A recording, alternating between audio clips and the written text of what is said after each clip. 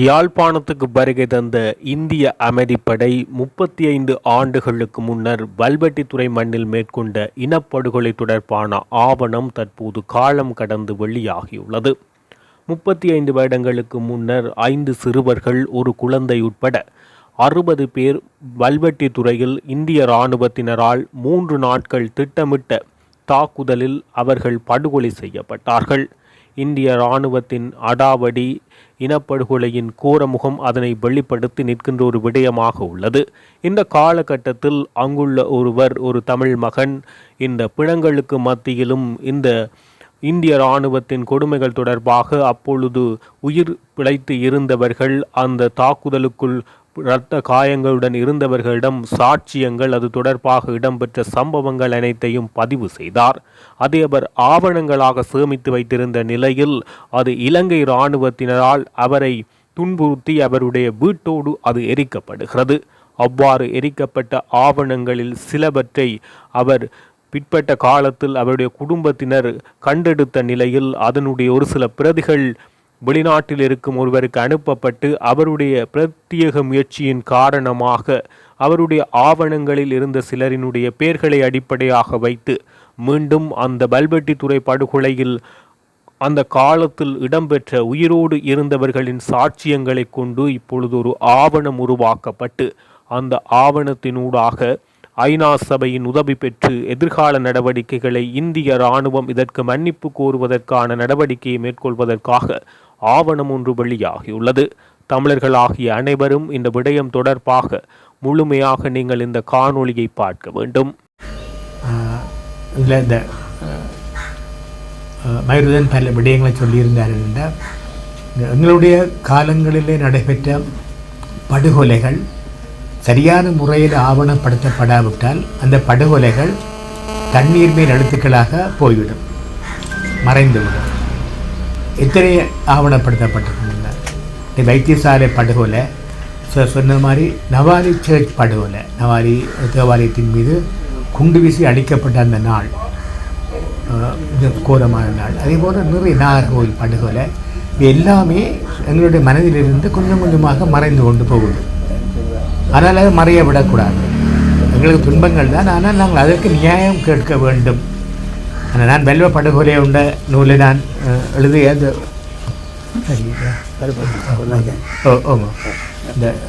இந்திய இராணுவம் இந்த வெள்ள படுகொலை நடைபெற்ற நாள் 2ஆம் நாள் என்னையும் என்னுடைய வீட்டில் வைத்து கைது செய்தார்கள். அதாவது என்னுடைய சகோதரி வீடு, தாய் வீடு எரித்தார்கள். அங்கே இந்த என்னுடைய ஆவணங்கள், புத்தகங்கள் எல்லாம் நிறைய கொளுத்தப்பட்டன. அணைத்து கொண்டிருக்க பொழுது என்னையும் பிடித்து கொண்டு சென்றார்கள். 3 நாள் மிக மோசமாக பாதிக்கப்பட்ட நிலையில் என்னை அடித்து சித்திரம் செய்து, அதாவது மரணத்தின் வாசலுக்கு கொண்டு போனவர்கள். 3ஆவது நாள் பின்னேறு 4 மணிக்கு என்னை கொண்டு வந்து விடுவார்கள் வீட்டில். இது என்னால் மறக்க முடியாது. இதுக்கு நாங்கள் ஒரு பதிலடி கொடுக்க வேண்டியதான். நாங்கள் பாதிக்கப்பட்டவர்கள் அவ்வளவு பேர் இந்த சத்திய கடிதாசிகளை நான் எடுக்கிறேன். வீட்டில் இருந்தால் நாங்கள் டைப் பண்ணாங்க. அது சிட்டிசன் கமிட்டி எங்களுக்கு முழுமையான ஆதரவு தந்தது. அவ்வளவும் நாங்கள் டைப் பண்ணி கொண்டு டைப் பண்ணி நான் ஐயாவை நான் மதிக்கிற காரணம், ஒரு அப்டேட் கையெழுத்து வைக்கிறதுக்கு 500 ரூபா வாங்குவாங்க. 200 ஐஃபிடேவிட் சத்திய கடிதாசிகளை நான் வீட்டிலேருந்து டைப் பண்ணி ஸ்டாம்ப் சொட்டி இவருடைய வீட்டில் கொண்டு அம்மங்கோலி புறாலான் வீடு இருந்தது கொண்டு போய் நாம் எந்த விதமான கேள்வியும் இல்லாமல் சைன் பண்ணி தந்தவர். அது நாங்கள் அம்னஸ்டி அம்னஸ்டி இன்டர்நேஷ்னலுக்கும் யூஎனுக்கு மற்றது உலக பத்திரிகைகளுக்கெல்லாம் நாங்கள் அனுப்பி வச்சுருந்தாங்க. அதனால் அந்த வெள்ளப்படுகொலை மிக பிரபல்யம் அடைஞ்சது. அது சம்பந்தமான புத்தகம் ஒன்றே நான் எழுத வேண்டிய எனக்கு தேவை இருந்தது. இது 2ஆவதாக 3ஆவதாக கனடாவில் அடிக்கப்பட்ட பிரதி. இதில் தமிழும் ஆங்கிலமும் இருக்கின்றன. இந்தியாவில் முதல் செய்யப்பட்டது சோழர் பதிப்பகத்தால் தமிழிலும் ஆங்கிலத்திலும், தமிழில் வெல்வ படுகொலை என்றும் ஆங்கிலத்தில் இந்தியாஸ் மைலா என்றும் 2 புத்தகங்களை நாங்கள் எழுதியிருந்தோம். கிட்டத்தட்ட 25,000 பிரதிகள் ஒவ்வொன்றிலும், தமிழில் 25, ஆங்கிலத்தில் 25. இதில் ஜோர்ஜ் பெர்னாண்டஸ் முன்னாள் பாதுகாப்பு அமைச்சர் என்னுடன் நான் அவரை சந்தித்த பொழுது, போய் கழித்த பொழுது எங்களுக்கு இந்த நூலுக்கு அணிந்துரை தந்தது அவர்தான். என்னை அழைத்து கொண்டு நியூ டெல்லி வரைக்கும் போய் சகல மினிஸ்டர்ஸும், சமதா கட்சியினுடைய தலைவராக இருந்தவர், சகல மந்திரிகள், வெளிநாட்டு ஊடகங்கள் எல்லோருக்கும் அந்த புத்தகத்தை நாங்கள் கொடுத்துருந்தாங்க. அதுதான் இந்த படுகொலைகள் உலகத்துக்கு கொண்டு வரப்பட்டது. இப்போ இதோட காலங்காலமாக எங்களுடைய யூடியூப்பில் நிறைய விஷயங்களை பற்றி வந்து கொண்டே இருக்கும். ஒரு ஆவணப்படம் கூட நாங்கள் தயாரிக்கப்பட்டது. மதிசுதா ஒரு அரை மணித்தியால ஆவணப்படம் படுகொலை இந்தியா மயிலா என்ற பேரில் ஈக்குருவி அனுசரணையோட கனடா அந்த இதோட யூடியூப்பில் நீங்கள் பார்க்கலாம். இப்போ இது செய்த பொழுது தான் என்னுடைய இந்த புத்தகத்தில் இந்த அறிக்கைகளை பார்த்துட்டு பிரியரோடு சம்பந்தமாக தகவலை திரட்டியிருந்தவர் பிரான்சிஸ் ஹாரிசன் என்பவர். ஐடிஜேபின்னு சொல்கிறது சர்வதேச நீதிக்கும் international justice international truth and justice project சொல்கிறது. சர்வதேச உண்மைக்கும் நீதிக்குமான செயல் திட்டம். அதுக்கு பொறுப்பான டிரெக்டராக இருக்கிறவர் எங்களுடைய விவரத்தை எடுத்து என்னோட கதைச்சு நான் இந்த அஃபிடேவிட்ஸ் எல்லாம் 200 அஃபிடேவிட் அவருக்கு நான் ஸ்கேன் பண்ணி அனுப்பியிருந்தேன். ஜஸ்மின் சூக்காவை நான் சந்திச்சினேன். முதல் யூஎனில் இருந்தவர். இப்போ எல்லோரும் பார்த்துட்டு என்ன லண்டனுக்கு இங்கே வரைக்க வாங்குவோண்டு நான் போய் 3 நாட்கள் அவங்களோட விக்டோரியாவில் அவருடைய ஆஃபீஸில் போய் இருந்து இதை பற்றி நாங்கள் கதைச்ச பொழுது பல விடயங்கள் தொகுக்கப்பட்டுத்தான் ஆங்கிலத்தில் முதலில் வெளியிடப்பட்டது, அடிக்கப்பட்டது. தமிழில் சிங்களத்திலேயும் வெளியிடப்பட்டிருக்கு. பிரிட்டவர் சொன்ன சிங்களத்திலே எனக்கு தரப்பட்டிருக்கு. வல்வெட்டித்துறை ஒரு படுகொலையின் வாக்கு மூலங்கள் இந்த வகையில் ஒரு மிக அருமையான தொகுப்பொண்டை செய்திருக்கிறார். இதோட நோக்கம் இந்திய அரசாங்கம் பின் மீது எங்களுக்கு எந்த விதமான கோபமும் இல்லை. நாங்கள் இன்றைக்கும் இலங்கை அரசாங்கத்தை விட இந்திய அரசாங்கத்தை நாங்கள் நேசிக்கிறது கூட. எங்களோட பாட நூல்களில் எங்களுடைய தாய் நாடு என்று இந்தியாவை நாங்கள் பார்க்குறோம். மகாத்மா காந்தியோ நேருவையோ நாங்கள் எங்களோட வீடுகளில் வச்சுருந்தாங்க. இன்றைக்கு நாங்கள் இந்தியாவை மதிக்கிறோம். இந்த நிகழ்வுகள், இந்த புத்தகங்கள், வெளியீடுகள் இந்தியாவுக்கு எதிரானவே அல்ல. ஆகவே இது சர்வதேச மயப்படுத்தப்பட வேணும். இதுக்கு இந்தியா ஒரு பதில் சொல்லி ஆக வேணும். ஜாலியன் வாலாபாக் உங்களை அறிந்திருப்பீங்கள். பிரிட்டிஷ் யுத்த காலத்தின் பொழுது பிரிட்டிஷ் இராணுவத்தினரால் ஜாலியன் வாலாபாக் அந்த பாக்கை சுற்றி பல நூற்றுக்கணக்கான பிரிட்டிஷ் இராணுவத்தினர் சூழ்ந்து கொண்டு அப்பாவி பொதுமக்கள் 700-800 பேர் வரைக்கும் ஒரே நாளில் சுட்டு தள்ளியது. சுதந்திரத்துக்கு அதுதான் வித்திட்டது. இந்த விரைவுபடுத்தினது அதுதான். 100 வருடங்களுக்கு பிறகு தெரேசா மே பார்லிமெண்ட்டில் தாங்கள் செய்த படுகொலைக்கு மன்னிப்பு கேட்டவர். ஒரு ஜனநாயக நாடு என்ற வகையில் அற்புதமாக இந்த மன்னிப்பை கேட்டுவிட்டார். அது இந்திய மக்களை சந்தோஷப்படுத்தியது, ஆறுதல் படுத்தியது. தாங்கள் செய்த படுகொலைக்கு தாங்களே மன்னிப்பு கேட்குற நிலைக்கு லண்டன் வந்திருக்கின்றது ஒரு நல்ல விடயம். அதுதான் நாங்கள் கேட்குறோம். தமிழ் ஈழ பகுதியில், வடக்கு கிழக்கு பகுதியில் இந்திய இராணுவத்தினரால் மேற்கொள்ளப்பட்ட படுகொலைகள், அவற்றுக்கான மன்னிப்பை தார்மீகமாக இந்திய அரசு கோர வேண்டும்.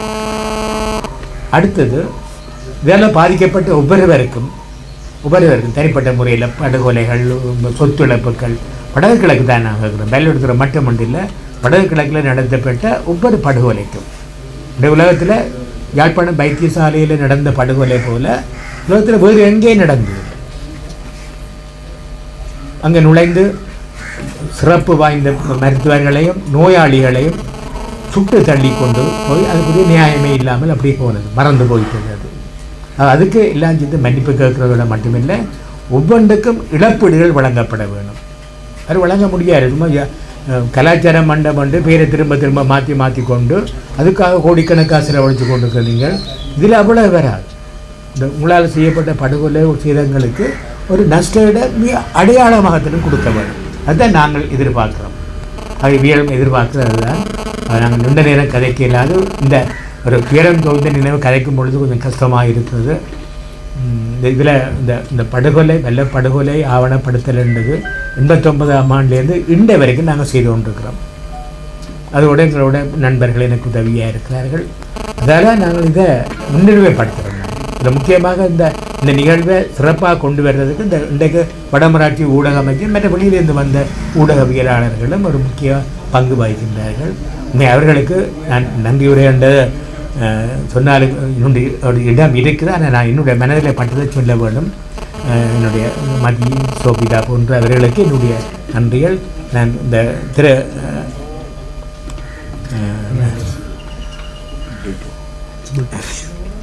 பேர் என்ன சொல்லுவார், பிரிட்டோ எனக்கு என்ன பிரிட்டோ கொலம்போ, அவர் நெகோம்போ பிரிட்டோ ஃபினாண்டோ, அவர் மனித உரிமைகள் செயற்பாட்டில் பல விடயங்கள் எங்களுக்காக கதைக்கிறவர், எங்களுக்காக செயற்பட்டு கொண்டிருக்கிறார். அந்த வகையில் இவர் வந்து எங்களுக்கு ஒழுங்கு செய்த உடனே தானிய வருகை தந்து இங்கே பக்கத்தில் தங்கி அவரோட அவரது சகோதரி ஒருவர் கூட வந்திருக்கிறார். இதுக்காக நான் நன்றி கூறுவேன். அவர் சிங்களத்தில் பேசுவார். தமிழில் மொழிபெயர்க்கிறதுக்கு நான் யாரை கேட்கலாம்ன்ற பொழுது என்னுடைய நண்பர் சிவராஜ் சிங்கம் எங்களுடைய மயிலாடுதுறை நகர சபையில் சிசியாக இருந்தவர், செக்ரட்டரியாக இருந்தவர், அவர் இங்கே வருகை வந்திருக்கிறார். இந்த இடத்துல முக்கியமாக நன்றி கூற வேண்டும். இந்த நூலை பற்றி நான் அதிகம் சொல்ல விரும்பவில்லை. இது கனடாவில் கூட வெள்ளப்படுகொரையோட 10வது ஆண்டு இல்லை 10வது ஆண்டு நிறைவு உணரும் பொழுது 30 வருடத்தில் வந்த நிகழ்வு சம்பந்தம் ஒரு ஸ்பெஷல் இஷ்யூ ஒன்று கனடாவில் வெளியிடப்பட்டது.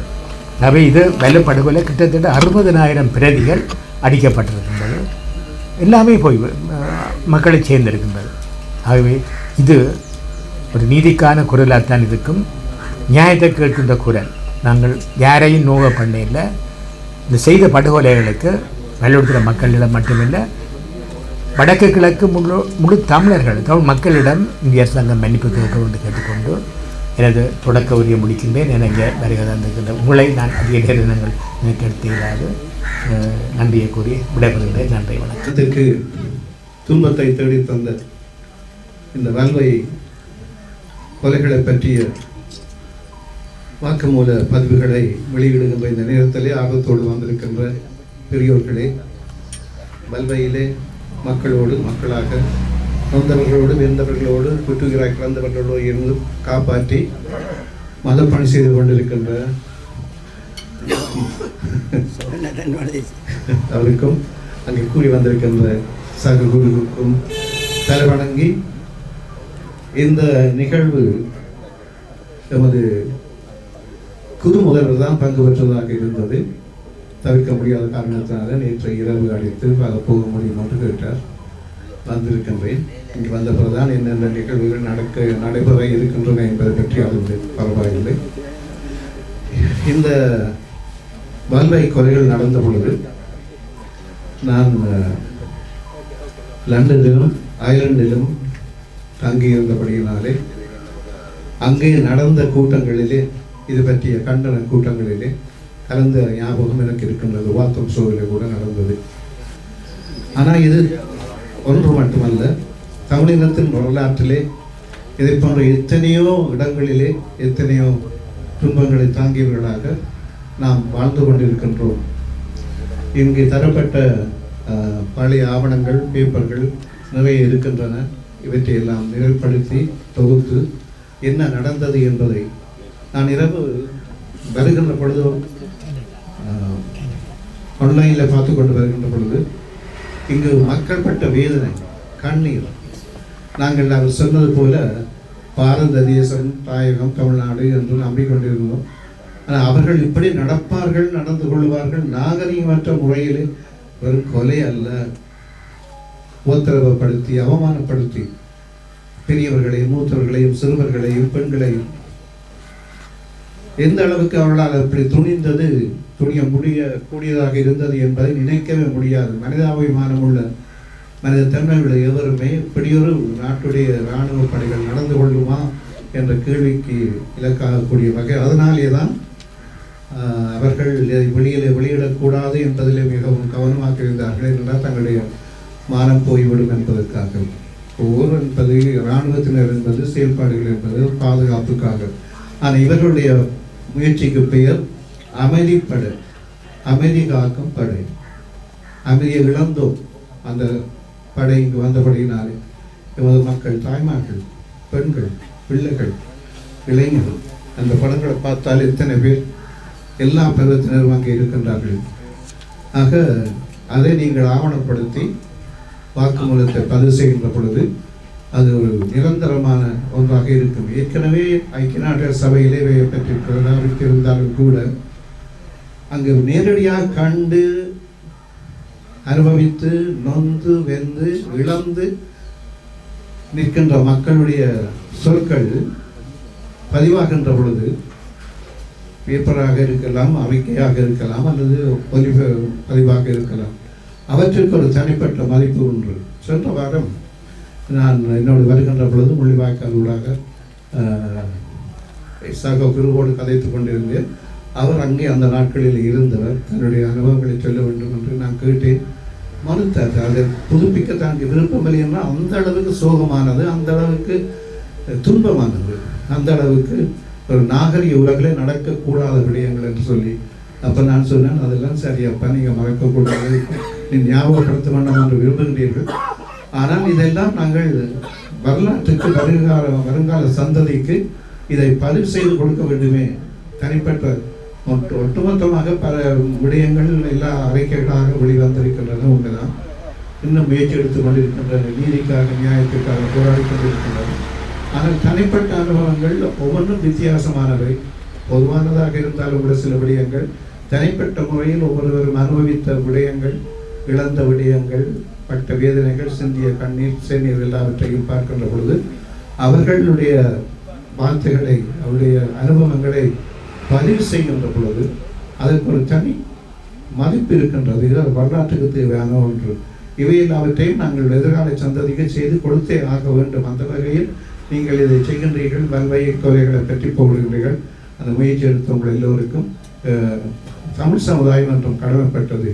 இதுபோல பல்வேறு கிராமங்கள், பல்வேறு இடங்கள், வடகிழக்கிலே எத்தனையோ இடங்களில் நடந்த கொலைகள் ஒன்றல்ல, ரெண்டல்ல, ஒரு வருடமல்ல, 2 வருடமல்ல, இவ்வளவாக நடந்த விடயங்களை பதிவு செய்தால் அது ஐக்கிய நாடுகள் சபை பேரளவில் இருந்தாலும் அல்லது அறிக்கைகள் பேரளவில் கொடுக்கப்பட்டாலும் அரசியல்வாதிகள் இதை சொல்லிக் கொண்டிருந்தாலும் கூட நடைமுறையிலே வரலாற்றுக்கு பதிவு எதிர்காலத்துக்கு தேவையானது.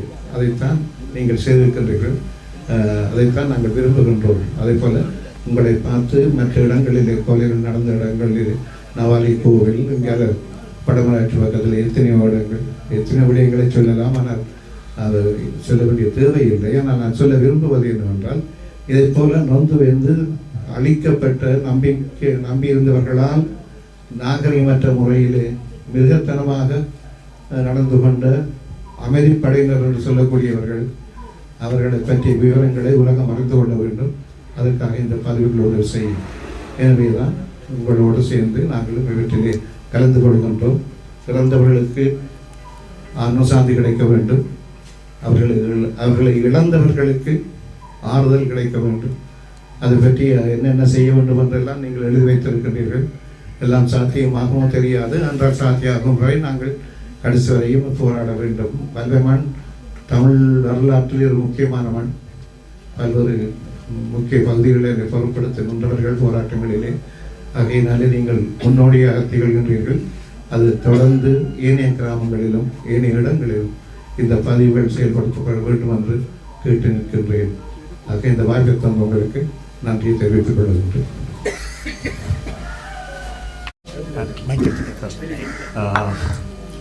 இன்றைய இந்த புத்தக வெளியீட்டு நிகழ்ச்சியின் முக்கியத்துவத்தை நீங்கள் அறியணும்னா, தமிழற்ற அரசியல் வரலாறு ஓரளவுக்கு அந்த பின்னணியை நாங்கள் மனதில் கொண்டு வந்தோம்னா தான் இது இந்த முக்கியத்துவம் என்னென்று விளங்கும்.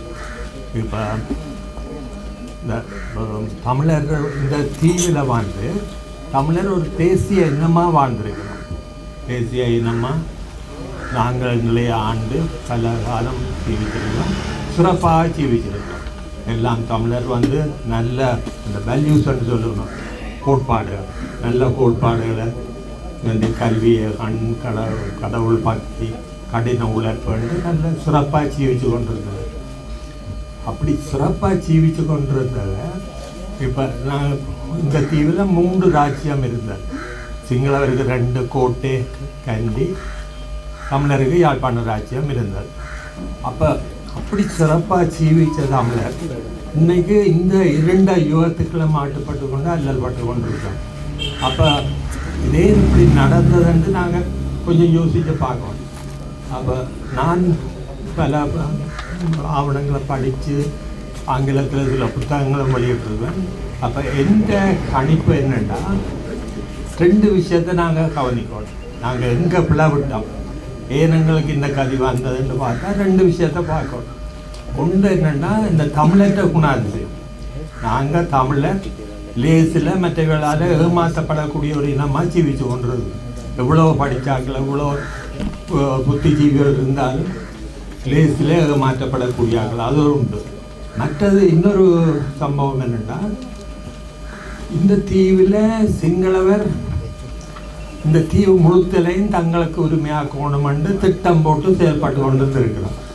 அப்போ அந்த செயலுக்கு ஒவ்வொரு தடவையும் ஒவ்வொரு சந்தர்ப்பத்திலையும் ஒரு தமிழனை தன் கையில் வச்சுக்கொண்டு தான் செய்து கொண்டிருந்திருக்கு. நீங்கள் விட்டு நோக்குனா தெரியும், தமிழின துரோகிகளை தமிழரை துரோகிகளாக மாற்றி தங்கட காரியத்தை செய்து கொண்டு போயிருக்கு. அப்போ அதுக்கு நிறைய உதாரணங்கள் இருக்குது. 1931ஆம் ஆண்டு பார்த்தா தமிழருக்கு ஆங்கிலேயர் காலத்தில் ஒரு டொனம் கான்ஸ்டிடியூஷன் பாஸ் பண்ணிக்கிறார். அது 2 மேலதிக வாக்கால் பாஸ் பண்ணேன், 19-17. அந்த 19 தமிழர் எல்லாரும் எதிர்த்தார். ஆனால் பார்த்தா அந்த 19ல் ஒரு தமிழர் அங்கால 2 தான் அவைக்கு மெஜாரிட்டி உள்ளது. அதே மாதிரி இன்னொரு பெரிய பாரதூரமான குற்றம் நடந்தது 1936ஆம் ஆண்டு. அப்போ தமிழர் எல்லாம் 31வது எலெக்ஷனை பகிஷ்கரித்தார். 36 எலெக்ஷனை கண்டெஸ்ட் பண்ணாலும் அந்த வெள்ளக்கார ஒரு சிஸ்டம் கொண்டு வந்தீங்கன்னா ஒவ்வொரு இதுக்கும் ஒவ்வொரு கமிட்டி, விவசாயம் அப்படி ஒவ்வொரு கமிட்டி ஃபார்ம் பண்ணி அந்த கமிட்டியோட சேர்மன் மாதிரி தான் ஒரு கேபினட் ஆஃப் மினிஸ்டர்ஸ் வெள்ளக்காரருக்கு அறிவு. அப்போ அந்த நேரத்தில் எங்கட ஒரு தமிழ் புத்திஜீவி வெள்ளக்காரருக்கு புத்தி சொல்லி நீங்கள் இந்த மாதிரி உங்களோட மக்கள் எல்லாரையும் இந்த கமிட்டியில் வெளில வைக்கலாம் என்று சொல்லி அதன்படி டிஎஸ்என் நாயக்கர் செய்து தான் தனி சிங்கள மந்திரி சபை வந்த பேன் சிங்களா மினிஸ்ட்ரி தனியாக சிங்களர், அதில் தமிழர் ஒரு தரம் வேற. அதுக்கு புத்தி சொல்லி கொடுத்தது ஒரு தமிழ் புத்திஜீவி. அப்போ அது எவ்வளோ பாரதூரமாக தமிழரை பாதிச்சுதுன்னா சிங்களவர் தான் வெள்ளக்காரனோட சேர்ந்து வேலை செய்ய தொடங்கி. இண்டிபெண்டன்ஸுக்கு முதலே சிங்களவர் தமிழற்ற நிலங்களை அபகரித்து என்ற வேலை தொடங்கிட்டோம். ஆனால் அதிலும் பார்க்க படும் மோசமான பாதிப்பு எங்கே வந்ததுன்னா அந்த சிங்களவர் வெள்ளக்காரரோட சேர்ந்து வேலை செய்ய தொடங்கினதால அவையோட நண்பர் வந்து இந்த சோல்பரி கான்ஸ்டிடியூஷனை பாஸ் பண்ணுறதுக்கு அவங்களுக்கு பெருசாக உதவி. அப்போ பாருங்க, ஒரு தமிழன் செய்த தமிழனை பாவிச்சு தான் அவங்களும் தங்களோட காரியத்தை பாவிச்சாங்க. அப்படியே எத்தனையோ உங்களுக்கு தெரியும், அண்மை காலத்தில் இப்போ இவ்வளோ துரோகிகளை உருவாக்குனவன். அப்போ இந்த தமிழ் இனம் நான் சொன்னேன் தேசிய இனமன். தேசிய இனம்னா தேசிய இனத்துக்கு ஒரு சர்வதேச ரீதியாக ஒரு உரிமை இருக்கு. என்ன உரிமைன்னா நாங்கள் எங்களை ஆள்ற உரிமை, சர்வஜன வாக்கெடுப்புக்கு சர்வதேச ரீதியாக உரிமை இருக்கு. அப்போ அந்த உரிமையை மறுத்து இப்போ பார்த்தீங்கன்னா பல நாடுகளில் இந்தியாவை பாருங்க, எத்தனை இதழ் இருக்கு, ஸ்டேட் அசம்பிளி. ஜெர்மனியை பாருங்க, கனடாவை பாருங்க, அமெரிக்காவை பாருங்க, United States of America, Switzerland. அப்படி ஒரு இனத்துக்கு மேலே இந்த நாட்டில் பல்லினம் இருந்தால் சமஸ்டி ஆட்சி தான் கொடுக்குறது, ஒற்றை ஆட்சி கொடுக்குறது இல்லை. அப்போ எங்களை ஏமாற்றி ஒற்றை ஆட்சியை அபகரித்து பறித்ததால் தான் அன்னைக்கு தொடக்கம் நாங்கள் அடிமையாக ஒரு உரிமை மற்றவர்களாக சிங்களவர்களை அல்லல் விட வேண்டி வரும். அப்போ இதுக்கு என்ன தீர்வு? நாங்கள் தீர்வுக்கு முயற்சி செய்து கொண்டிருக்கோம். இப்போ இத்தனை வருஷம் 75 வருஷத்துக்கு மேலே இருக்குது, ஒரு தீர்வும் இல்லை. அப்போ இதில் ஒரு விஷயத்தை காய்க்கணும் என்னென்னா, சவுத் ஆப்பிரிக்காவில் தென்னாப்பிரிக்காவில் அவைகள் விடுதலைக்காக போராடி கொண்டிருக்க ஒரு நல்ல தலைவர் கிடைக்கிறோம், நெல்சன் மண்டேலா. அப்போ நெல்சன் மண்டேலா ஒரு சமயம் சொல்லியிருந்தார் என்னன்னா, ஒவ்வொரு இனத்தில் ஒவ்வொரு தேசத்திலையும் துரோகிகள் இருக்கத்தான் செய்யும். 100% எல்லாரும் இனத்துக்கு விசுவாசமாக இருக்கிற துரோகிகள் இருக்கு. ஆனால் அந்த இனத்தின் அந்த ஒட்டுமொத்த ஆன்மாவும் வெள்ளப்பா உண்மையாக நேர்மையாக இருந்தால் துறைகளால் பின்னடைவு வந்தாலும் அந்த இனத்தை அழிக்க இயலாதுன்னு சொல்லியிருக்கேன். அப்போ எங்கட இனத்தை பார்த்தேன்னா எவ்வளவோ பின்னடைவுகளை சந்தித்து கொண்டிருக்கேன். இன்னும் எங்களோட போராட்டத்தை முன்னெடுத்து கொண்டிருக்கணும். அதனுடைய எங்களோட ஆன்மபலம் உறுதியாக இருக்குன்றதை நம்பி இருக்கணும். அப்போ அதை வச்சு கொண்டு தான் நாங்கள் என்னென்னா இந்த இப்போ சிங்கள அரசாங்கங்கள் எதுவுமே எங்களோட உரிமையை தர மாற்றம்னு சொல்லிட்டு நாங்கள் இப்போ இருக்கிற அரசாங்கம்னு சொல்லிச்சது இல்லை, யூனிட்ரி கான்ஸ்டியூஷனை மாற்ற மாட்டோம். அப்போ அவையோட கதைச்ச என்ன பிரயோசனம்? எங்களோட தலைவர் மாதிரி இவையோட கதைச்ச எங்களோட உரிமையோட அது மாற்று. அப்போ அந்த இப்போ என்னென்னா ஒட்டுமொத்த தமிழினமும் வெளியில் இருக்கிறவ இங்கே உள்ளே இருக்கிறவ எல்லாருமா சேர்ந்து யூஎன்னுக்கு எங்களோட நிலப்பாட்டை தெரியப்படுத்தும். எங்களுக்கு இந்த அநியாயங்கள் நடந்தது, எங்களோட உரிமை எவ்வளவு கொடுமைகளை செய்யப்பட்டது, அதை வெளிப்படுத்துவோம். அந்த வெளிப்படுத்துகிற இது நடந்து கொண்டிருக்கு, பல தமிழர்கள் செய்து கொண்டிருக்காங்க. அந்த வகையில் தான் இந்த புத்தக வெளியீடு. இப்போ அதுவும் இந்தியா எங்களுக்கு உதவி செய்யன்னு வந்த இந்தியா இவ்வளவு அழிவை செய்துட்டு போனதுன்னு ஆவணப்படுத்தி வெளி உலகத்துக்கு. இப்போ மற்ற நாடுகள் எங்களுக்கு உதவி செய்யணும்னா யூஎன் மூலம் ஒரு சர்வஜன வாக்கெடுப்பு நடத்தணும். அதென்னா அந்த மற்ற நாடுகளுக்கு எங்களோட நிலப்பாட்டை தெரியப்படுத்தணும். அப்போ அந்த முயற்சி பலர் இந்த மாஸ்டர் அனந்தராஜ் மாஸ்டர் அப்போ தொடக்கம் சம்பவம் நடந்த உடனே ஆவணப்படுத்தி வெளிப்படுத்தினார். அந்த மாதிரி ஒவ்வொரு நேர்மையான உண்மையான தமிழரும் சூட போகாமலுக்கு மற்றவனுக்கு எங்களோட இனத்துக்கு துறையாக மாறாமலுக்கு எங்களோட உரிமையை பண்ணெடுக்கணும். மற்றது நாங்கள் இன்னொரு விஷயம் என்னன்னா, நாங்கள் சிங்களவருக்கு எதிரானவை. சிங்களவருங்கிறத சகோதரங்கள் அவையோட ஒத்துத்தான் வாழ. நாங்கள் பிரிவினையும் கேட்க, நாங்கள் கேட்குறது ஒரு கான்ஃபெடரேஷன், அது எங்களோட உரிமை, அதை எடுக்கிறதுக்கு ஒரு வழி இருக்குது, அதை முயற்சி செய்து. சிங்கள மக்கள் நல்லவர். இன்றைக்கி பிரிட்டோ ஃபெர்னாண்டோ பாருங்க இவ்வளோ மனித உரிமை வேலைகள் செய்து கொண்டிருக்கோம். அவரும் மேடமும் நல்ல வேலைகள் செய்து கொண்டிருக்கோம். அப்போ அவர் ஒரு நல்ல மனித உரிமை வேலை செய்கிறவர் மாத்திரமில்லை, அவர் ஒரு நல்ல இலங்கையர். இப்போ இந்த அரசாங்கம் எங்களுக்கு உரிமை தராமலுக்கு எங்களை அடக்கி வச்சுக்கொண்டு எல்லாரும் இலங்கையர்னு சொல்லி ஏமாற்ற வலிக்கிறதுனா அந்த ஏமாத்துகள் எங்களுக்கு வேண்டாம். எங்களோட உரிமையை தாருங்க, அது எங்களோட உரிமை. அந்த உரிமையை தாருங்க. நாங்கள் எல்லாரும் உண்டா இந்த நாட்டை மற்றவன்கிட்ட போய் கடன் வாங்கி எங்களை ஆயுதம் வாங்கி அடிக்கிற வேலை பார்க்காமலுக்கு இந்த நாட்டை நாங்கள் உண்டா முன்னேற்றுவோம். அதனுடைய இந்த இதே நான் சொல்கிறேன்னா இந்த புத்தக வெளியிட்டு அந்த முக்கியத்துவம் எல்லாம் எங்களோட நிலப்பாட்டை வெளிப்படுத்துகிறோம். இது ஒரு பெரிய அழிவு வெள்ளத்துறையில் செய்து அதை வெளிக்கொண்டதுங்க. அதனுடைய இந்த விஷயத்தை உங்களோட கவனத்துக்கு கொண்டு வரணுன்றதான் என்னுடைய விருப்பம். நன்றி.